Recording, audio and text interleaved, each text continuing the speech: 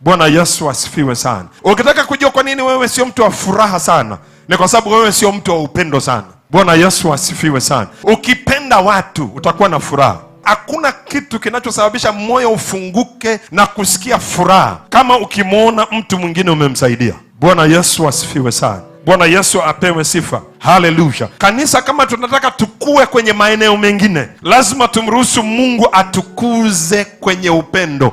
Sababu tunda la Roho kwanza upendo. Upendo ni vitu viwili tu, ni au mbegu ambayo wewe unaitoa kwa wengine, au mavuno wewe unapokea kwa wengine. Lakini kanuni ya ufalme iko hivi, usipopanda huwezi kuvuna. Bwana Yesu asifiwe. Mungu alipomuumba mwanadamu kwa makusudi, kuna vitu viwili aliviweka ndani yake. Aliweka ndani ya mwanadamu uwezo wa kupenda, na aliweka ndani yake kiu ya kupendwa. Bwana Yesu asifiwe sana. Na upendo ni kati ya tunda la Roho, na matunda ya Roho yote nafikiri yako hivi. Haliko passive, haliko tu. Yaani huwezi kusema nakupenda hata kama sikuambii, niambie ili nijue.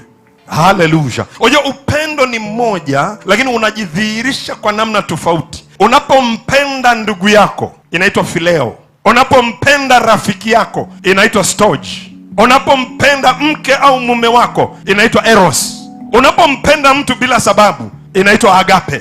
Bwana Yesu asifiwe sana. Lakini yote ni upendo tu. Yaani ukiona wanadamu wanavurugana, kilichopungua kati yao ni nini? Ni upendo.